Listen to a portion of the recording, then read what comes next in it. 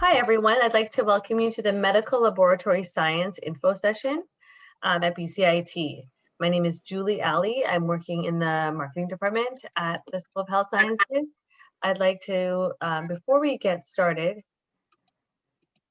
I'm pleased to announce that the British Columbia Institute of Technology acknowledges that our campuses are located on the unceded traditional territories of the Coast Salish nations of Squamish, Tsleil-Waututh, and Musqueam. Our agenda for today, well, first I'd like to start by introducing Andre Karan, who's the program head, Zara Al-Ottman, who is our program advisor of the day, Erin Ruggieri, one of our marketing folk, Darren Ton, who's here, DJ Leiter, who works in the Med Lab department, Donna O'Neill, and Jennifer Elliott, the Associate Dean. So we're all here. You can feel free to leave questions or comments in the chat. And now I take it over. Andre is going to take over. Great. Thank you for the introduction, Julie. And I just want to take this opportunity to welcome all of you for taking the time out of your day. I know things are busy right now, so thank you for coming today. And hopefully you get a lot of good information and value out of this hour. Just so you know, we do have a fairly good team with us today. So if you have any questions, you can post them into the chat and we'll answer them as best as we can. Anything that sort of seems something we can't answer or that we want to maybe hold off until the end, we'll do it at the Q&A session towards the end of the presentation. But yeah, so I just thought, again, just welcome and please keep in touch if you have any other further questions when we're done this presentation. So Julie, you can move. All right, so before we begin, we just thought it would be kind of an interesting sort of exercise here to just kind of raise awareness of the program, but also get you to sort of interact with the session a little bit. So here we have an image of a person wearing a lab coat. So sort of the significance behind this lab coat is it was created by our national certification body, the Canadian Society for Medical Lab Science. And what they've done is they've created this lab coat called the Indigo Lab Coat Awareness Campaign. And it's to bring national awareness both to medical lab technology and sort of the role we play in patient care, and also raise the profile, if you will, of the profession. So that's kind of the campaign. And what's unique to this particular coat is what's printed on it. So in tiny sort of microscopic print, you're going to be able to see different tests that have been printed on the coat. So the question to the group then is to sort of let me know how many tests are on the coat. And just so you know, those tests signify how many tests are done in a day. So in one day, there's so many tests done. So here you can see is the microscopic print on the coat. So printed in microscopic font on this med lab coat are the names of all the lab tests performed each day in Canada. How many lab tests do you think are printed on this coat? So yeah, like I said, this was it's an awareness campaign that this group did in order to raise awareness of the profession and just really highlight sort of the value that the lab technologists bring to the healthcare setting. Are we ready to share results? Sure. Oh, okay. So for all of those who selected 1.2 million got it correct. So yes, so each day in Canada, 1.2 million tests are being completed. So thank you for answering those questions. So moving on to the next slide. So here we have, just to do some introduction, here we have a video created by Work BC. And what they've done is they've collaborated with a lab up in the north of BC in sort of a small rural hospital. So it gives you an inside look of what happens in a laboratory in a hospital and talks a little bit about the profession and gives you, I guess, a better sense of what to expect if you were to come to this program or take this program.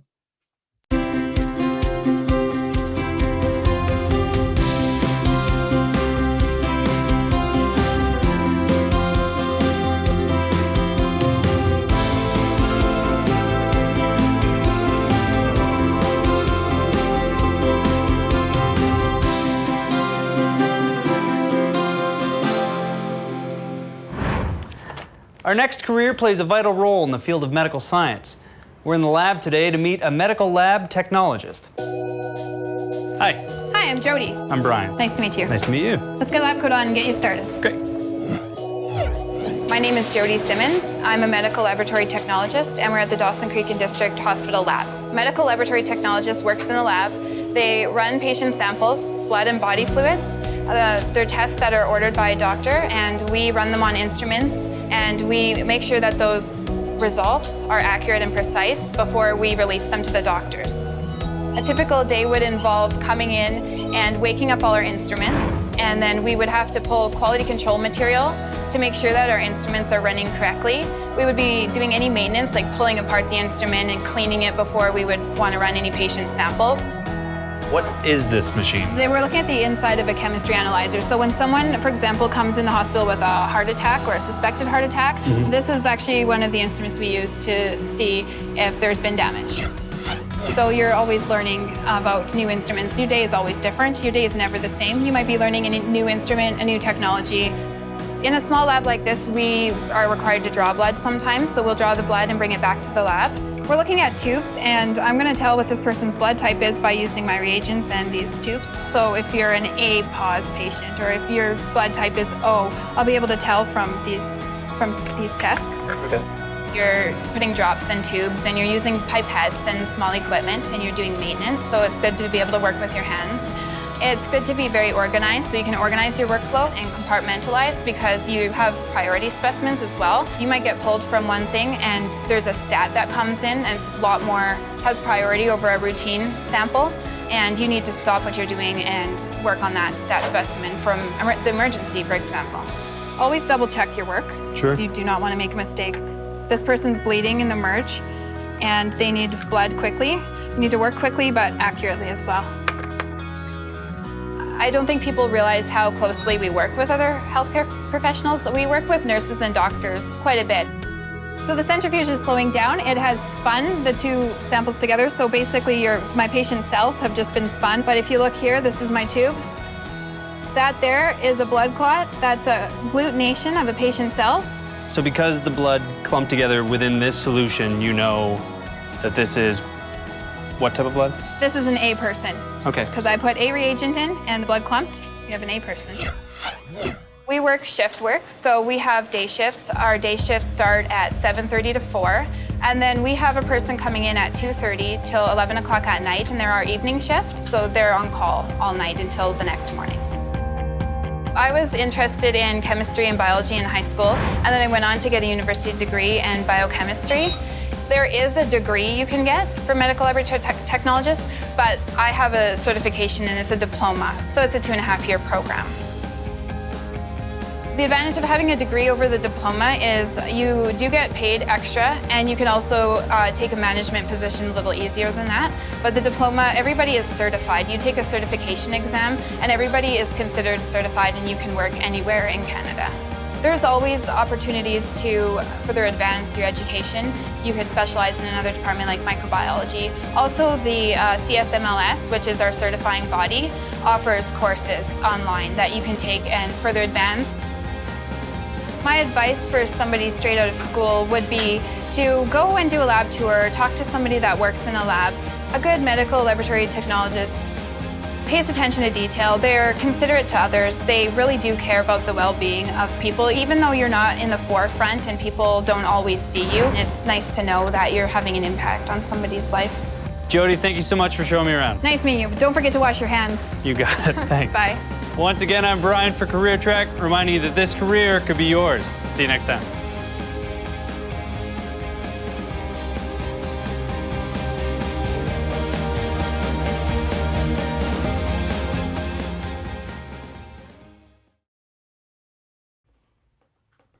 thanks, Julie. So you can kind of see from that video, I think the MedLab folks, we've kind of already perfected the elbow handshake, even prior to it. For this particular slide, I just want to kind of, again, so that just kind of summarizes what the video was talking about. So the MedLab Technologists, we are an important part of the healthcare system. We use a variety of complex instruments and different techniques to analyze tissue samples, blood, or other body fluids as part of the diagnostic procedure. And doctors are going to use those results to assess people's health. Okay, so that's what the main driver is behind that. And interestingly, around up to 85% of all the lab tests conducted, they help out in all the decision-making around diagnosis and treatment scenarios. So that's an interesting kind of fact. And so as you can see, we do, the medical lab technologist does play a critical role in patients' healthcare and sort of the overall healthcare system. So we'll move it on to the next screen about the program.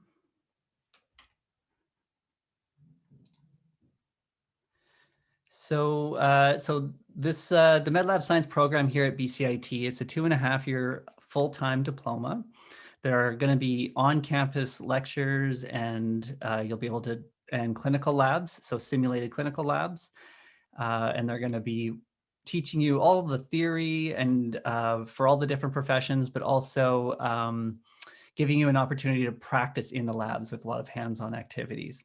So before I move into the clinical note there, I just want to kind of highlight that here at during the didactic phase, you're going to learn a variety of different discipline areas.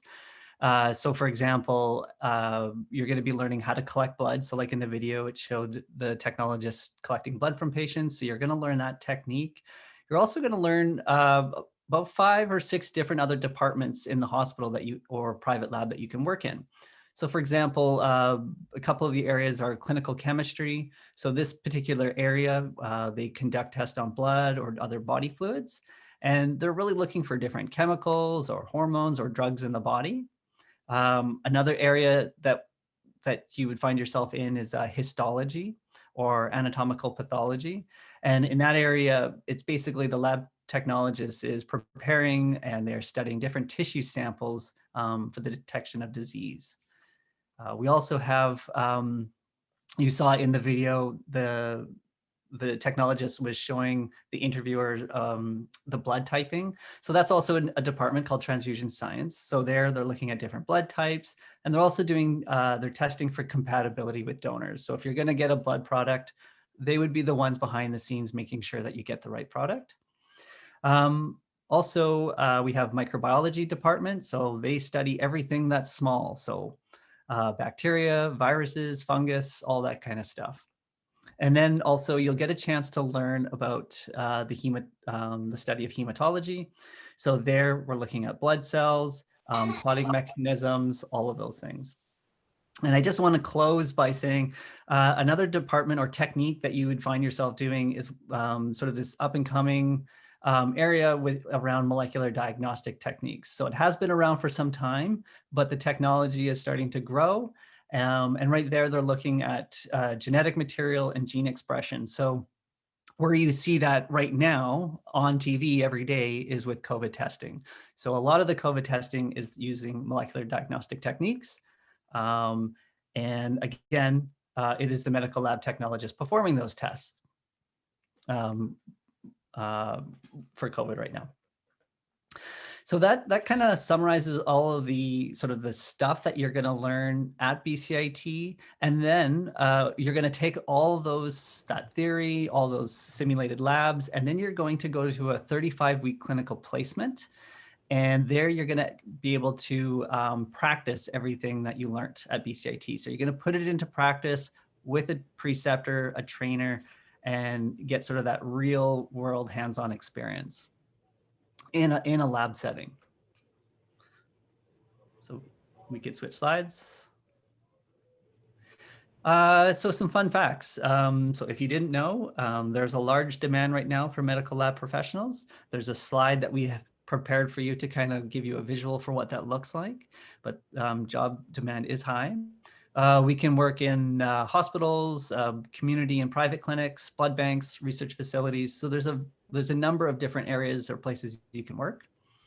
Again, kind of tying it back to COVID, last spring during the National MedLab Science Week, the Prime Minister of Canada did a shout out to the profession, acknowledging all the hard work and the key role that the MedLab technologist played in managing the response to COVID. Also, you may not know, we are the third largest program in the School of Health. So right behind the nursing programs is the MedLab Science program. So we take 80 students traditionally each year. For the September 21 intake, it will be 92 for this round, but normally our capacity is 80. And another kind of interesting thing to chat about too is that come September 2021, we're going to be implementing a new program map. So a couple highlights there are we've moved from a January intake to a September intake. We've redistributed the curriculum to provide a better learning environment or improve the learning environment, as well as we've reduced the clinical and did some modification there as well, moving blood collection techniques into a large clinical placement. So a lot of changes are happening, and we're really excited that you could potentially be part of that new group. So we can move to the next slide. All right, so right now we are a blended program delivery. So it includes online, it includes the hands-on activities as well as the clinical rotation. So COVID has presented several obstacles for the program, but we've managed to adapt to these changes. So what we've done is we've put a lot of the theory online, so you'll be able to work with your instructors at different points. And you'll also, we have identified some really important and key tasks that you could do on campus. So there are still weekly hands-on lab assignments that you're going to be doing. So you'll have some blended theory with your instructors or some seminars, but you'll also have your weekly labs at BCIT. And we've done a thorough safety assessment and risk assessment, and we have lots of PPE and barriers set up so that we can keep everybody safe while they're training here on campus. Yeah, so I'll leave it at that for this particular. And again, tying into the hands-on learning, you'll get that real-world clinical experience. So with that, I will pass it over to Donna O'Neill. She's the program's clinical coordinator, and she knows everything about clinical. So thank you. Thank you, Andre. Hi, everyone. I am Donna O'Neill, as Andre just stated, and I would be your clinical coordinator for the program if you're accepted. This is a really exciting part of what we do at BCIT. Our faculty and staff at BCIT prepare you really, really well for this component of the program. And as Andre stated earlier, you will be doing your clinical practicum either at a hospital site or at one of our private lab partners. And within each of those hospital sites and private lab partners, we have absolutely fabulous clinical educators to help you along and bring you along that competency continuum. As Andre stated, there's 5 different disciplines that you'll study in. How we decide which clinical site that you may be placed in is through an online tool called the HSPNet. And this site helps us decide where you might want to be. You get to put in 5 preferred choices. And we do have clinical sites on the Lower Mainland, on Vancouver Island, and Interior Health. So although you get to select your 5 preferred placements, not every student may get one of their 5 preferred sites. And that's because we have exactly the number of placements that equal the number of students that we can take in each year. So please be aware that you may have to travel and your placements may be outside of the Lower Mainland. And the expectation is that students are responsible for their own travel and their own accommodations when they go to clinical placement. So that's a very important point. Could I have the next slide, please?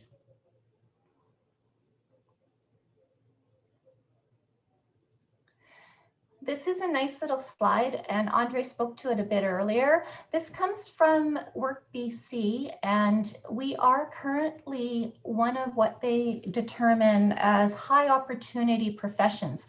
What that means is the opportunity for you coming into the program is very, very high for you to find employment once you graduate. Last year, the year before, and at least 3 years back, 100% of our graduates found employment either before or right after graduation. And I think that this is a really great profession if you have any kind of passion for science and you are, as we all are, concerned about acquiring employment once you graduate. That's about it for me, Andre, on clinical placements. Sure, great. Thanks, Donna. So we just sort of introduced this slide before we jumped onto the session today, but really it was just kind of to give you a highlight of sort of the pathway, if you will, for some of our graduates. So here's our one of our alumni. Jackie is training another student, Charlie, in one of the hospitals here in BC. So again, you can see they're smiling, they're happy, they're having a good time. And you can see that sort of full cycle of being the student, but also at some point being the trainer.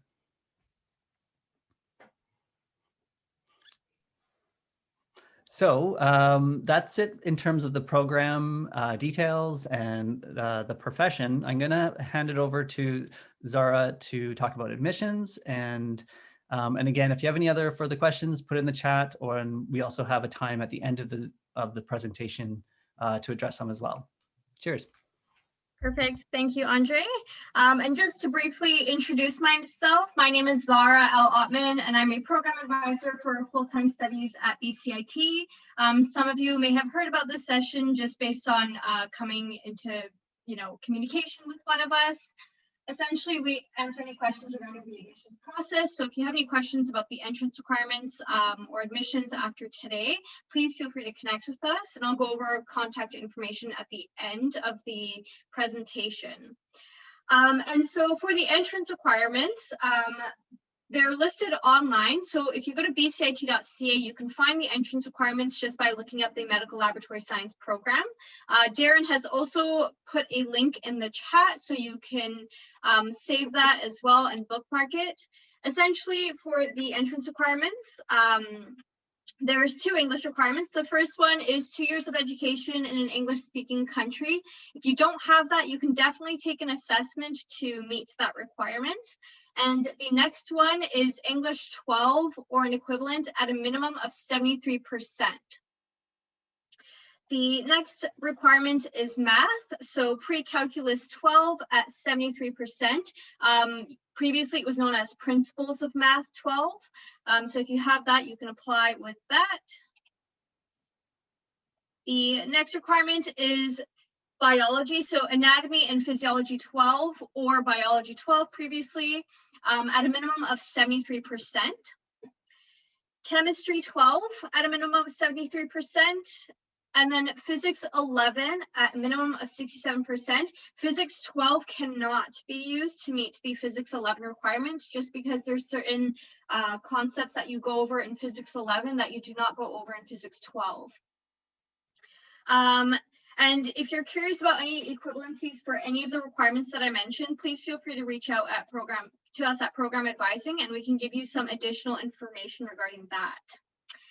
As part of the entrance requirements, it's also important to complete CASPER. So for those of you that don't know what CASPER is, it's an assessment that you take online, and it assesses several characteristics.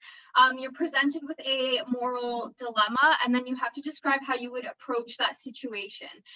If you create a Casper account, you can actually access a practice test. So I recommend doing that. Please note for this program, for this intake, the Casper test, the last date is before the application deadline. So make sure you register for that. And if you have any additional questions regarding Casper, you can definitely reach out to us at Advising or to Casper directly. They do have an amazing support team that can help you out. You will also need to fill out a program requirement form, and it's linked under the application as well as under the entrance requirements page. Now, this program is based on a competitive entry model. So those are just the minimum requirements to submit a complete application. Now, how to make your application more competitive: if you have strong academic grades, so academic grades above the minimum, and yes, if you're coming from high school, you can definitely apply to this program as well. If you have a good knowledge of the profession, if you've done a little bit of research, if you have some additional experience, whether it's work or volunteer experience, it doesn't necessarily have to be related.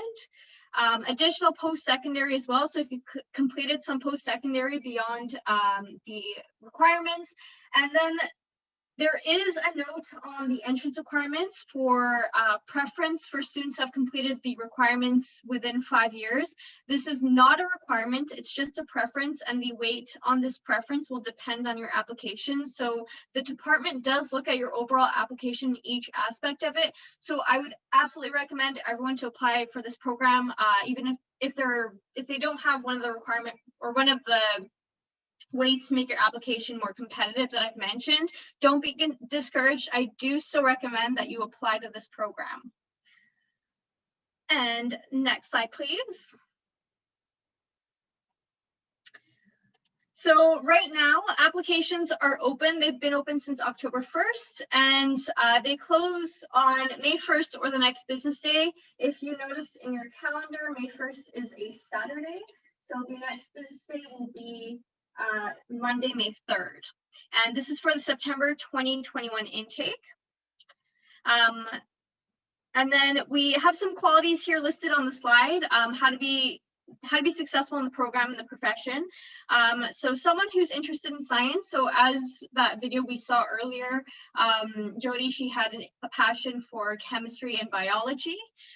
Someone who's accurate, because although being quick is important, accuracy is definitely important, because a lot of people's lives do matter with MLTs. Someone who's self-sufficient, someone who can work independently, but also in a team, because not only are you working by yourself, but you're going to be working with other healthcare professionals. Someone who's able to work under pressure, and someone who is able to observe and has excellent attention to detail. And next slide, please. So the application process is entirely online. You can actually apply directly from the Medical Laboratory Science page on bcit.ca. At the top of the banner, there's an Apply Now link. If the application steps, just first review the entrance requirements, make sure you meet all requirements. If you need to do any upgrading, please do that. Collect all your documents, so all your transcripts and supporting documents, and convert them to PDF copies. And you can simply just take a picture or scan a physical copy, or if you have a digital copy, just make sure it's a PDF file. And then you're going to apply online prior to the deadline. So for this year, it will be May 3rd at bcit.ca/apply, or you can apply directly from the program page. It leads you to the same application link. And so after you apply, admissions will review to make sure you meet all the requirements, and then your applications will move on to the department, who then shortlists applicants. And then shortlisted applicants are invited to attend multiple mini interviews. And then after that, the department will make a final selection. And you'll find out if you've been accepted into the program about 4 to 6 weeks after the application deadline. So if you've applied already, and you meet all the requirements, you won't be hearing back until after the deadline in May. Next slide, please. So I just wanted to touch on some of the services that we offer at BCIT. So we have our BCIT Student Life Office and BCIT Student Association, and both of them follow the 8 dimensions model. And what that means is they've identified 8 areas that help a student throughout their academic career, and they're listed on the slide for you. And they provide resources and supports in each area of this 8 dimensions model. Some key supports that I want to mention: there's financial aid and awards, so school can be expensive. Definitely check them out for information regarding scholarships, bursaries, and student loans. There's also student health services. So there's a clinic located on the Burnaby campus. Right now they're doing phone and virtual appointments, and if a follow-up is needed, then they will contact you. And this clinic is only for BCIT students. There's also recreation services. So there's a gym at the Burnaby campus. There's some studio spaces. Right now they're currently closed because of COVID-19, but there are virtual workouts that are being offered instead, and an esport league that you can compete in. And then if you want to find out some more information regarding student services, please go to their website, bcit.ca/student services. You can also find their link to student services directly at the top of the bcit.ca homepage. It's just listed there. If you hover over it, all the services will pop up, or you can just click on it and it'll take you to the website. Next slide, please. So as I mentioned earlier, I do encourage you to connect with us at Program Advising. So you can give us a call Monday to Friday as indicated. You can also email us your inquiry or request a virtual Zoom appointment. You can do this by emailing us at program_advising@bcit.ca. For the most up-to-date information regarding service hours, please go to our website, bcit.ca/advising. Next slide, please. And please check out our socials. So we've got Facebook and we also have Instagram. So check those out. There's tons of amazing posts on there. So some examples include previous testimonials, information about what's going on in the School of Health Sciences, information about the institution, any updates regarding COVID-19. So check those out just for some posts and some interesting information on there. There's also a YouTube channel with lots of great resources. There's videos of previous information sessions, there's program specific videos, and so on. So just check that out just for additional information. Next slide, please. And so we will be moving on to the Q&A portion of our session. So I see that there's some questions already answered. Some of us have been answering them. And you can just type in your questions in the chat. If you feel comfortable, you can also just unmute yourself. Hi, everybody. So I'm DJ. I'm the administrative coordinator for the program. And I'm going to just answer some of the questions.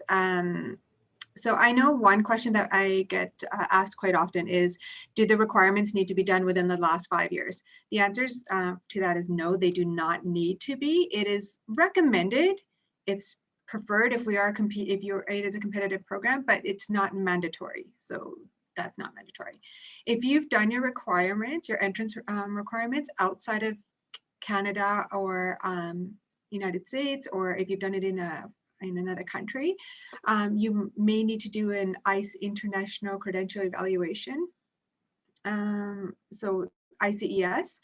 And what I would recommend is contact Program Advising for more information about, like, if you need to do that, because you might have already met, if you've done your post-secondary abroad, rather, if you've done your high school courses abroad, if you go to the admissions page, it does give you equivalencies on there for international high schools.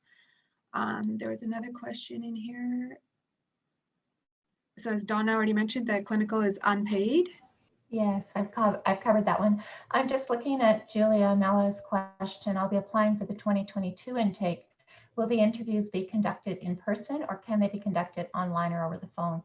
So as you're all aware, we're in this thing called a pandemic. So we've had to kind of shift away from what we have done in the past. In the past, we have conducted the interviews in person. And I guess the crystal ball will tell us what process we continue with going forward. But I can say we had a very successful interview process with the 2021 intakes, and those were done via a Zoom platform online. So we're not sure what's going to happen in the future, but we have a good, robust process in place no matter which way this has to go. So thank you for your question.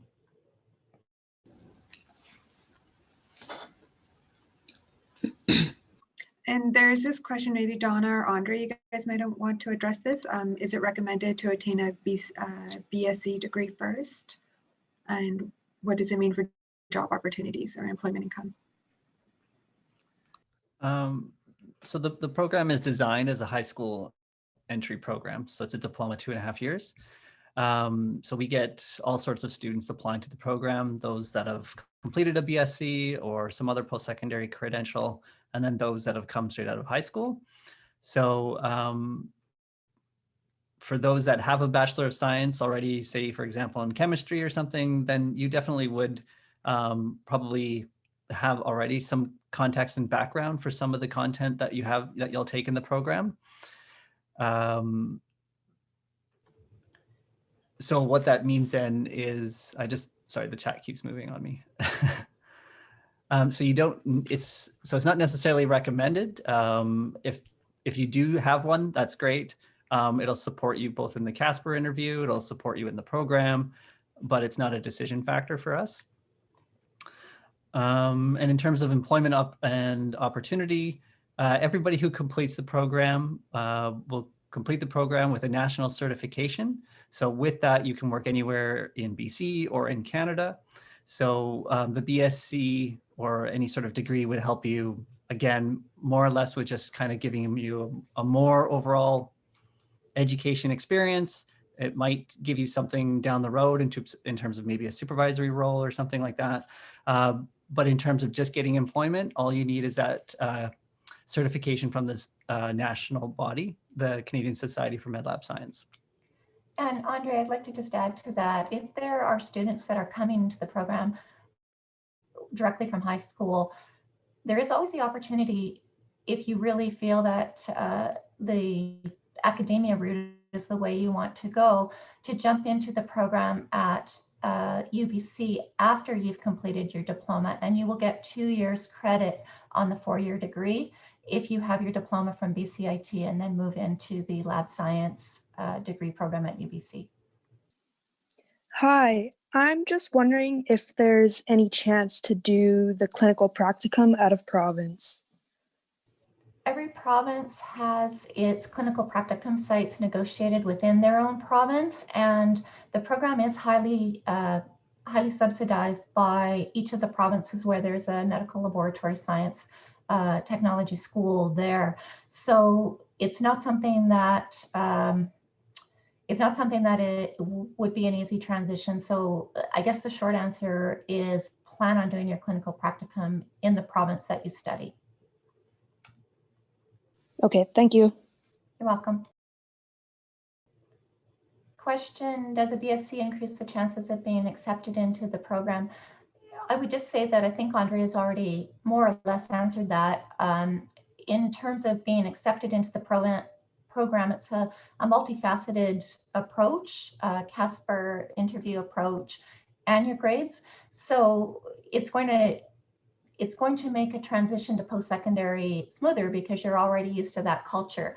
But we haven't found statistically that students are disadvantaged one way or the other if they're good students and really, really interested in the subject matter.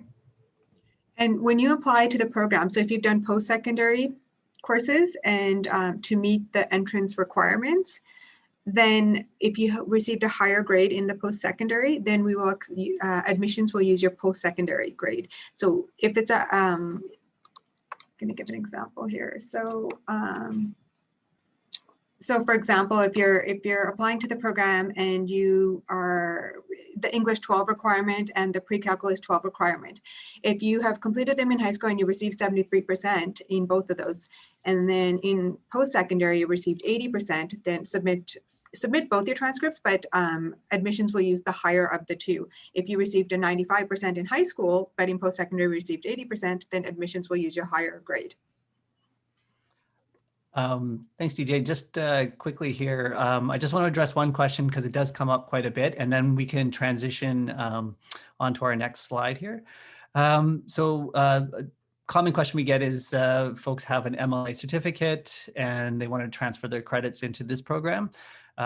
So when you apply into the program and if you're accepted, you have about 2 to 3 weeks to apply for transfer credit. And there are a few credits that we do offer for MLA graduates. But what those are, we would have to sit down with you, look at your course outlines, look at your transcripts and your grades, and then we would make a determination on what is available. But there are a few that you can use. So I think I'll end it with that, and we'll move on to our final slide. And again, thank you for coming today. Here at BCIT, we have 32 programs in the School of Health Sciences. They range anywhere from specialty nursing, Bachelor of Nursing, diagnostics, lab, and allied health programs. We are very unique in that we have one of the largest simulation labs in Western Canada. So the learning model prior to the pivot to online learning, it was primarily learners coming on campus to get that foundational knowledge through lectures or group activities. And then they would still have their labs and the experiential learning aspect of it. What we're doing now is more of a blended approach so that instructors can put their lectures online and they can also put group activities online as well. They still need to come on campus to do some of those hands-on components, but we are seeing more of a blended approach. We've really worked hard to make sure that the students get the experience that they deserve, that it meets the learning outcomes and the competencies of the program. The only difference is that we've spread things out a little bit further, and sometimes their class sizes are a little bit smaller. But other than that, they're getting the same experiential learning opportunities as always. So we've heard our students say their experience of coming on campus for these simulation labs, they have felt very safe. We've even had students say that they feel safer coming onto campus than they do going into their own local grocery store. And I think that's due to all the organization, the time that we spent over the summer with occupational health and safety. We've marked the hallways with arrows indicating the direction so that we can control the flow, marking the floors so that they know exactly where they need to stand, and the scheduling too, so that we don't have all of the students on campus at the same time. They go to the specific bedside that they have been instructed to do so, and then the instructor is ready to start the simulation. In some cases, we actually have them in the back of the room, and using a technology called an ELMO, the instructor can be much further away and can actually do a demonstration for all students to see. They don't have to be right next to them. So if a student ever needs an instructor to step in closer to assist, then the instructor with the proper PPE steps in, does that assistance, and then steps away again. In many cases, faculty will be wearing PPE all day, and that's due to the frequent need to move close to the students to assist them in the lab. And then once the students have completed their simulation experience, then they immediately leave the campus and they can continue on their day. Some of the other unique methods that we've employed is that instead of the students actually coming on campus for a simulated experience, we've shipped some equipment to them. Now, it's just small pieces of equipment. They actually ran a home-based simulation using family members or people within their bubble, and then they shipped that equipment back to us. We have a highly interactive web-based virtual simulation program that we use, and the learners can interact with 3D avatar patients. And this, we found that it really reduces the amount of time that they come on campus because they hit the ground running when they come to the simulation lab. The students really enjoyed some of these activities that were really just supposed to be a temporary fix. They really want that to continue as part of the program. So we will continue to do that. We're all looking for creative solutions to continue the experiential learning opportunities that BCIT is known for. And so it's really exciting to see that not only in our programs in the School of Health Sciences, we see that collaboration, but we're seeing this collaboration across the entire campus. So it's an amazing thing to see and experience.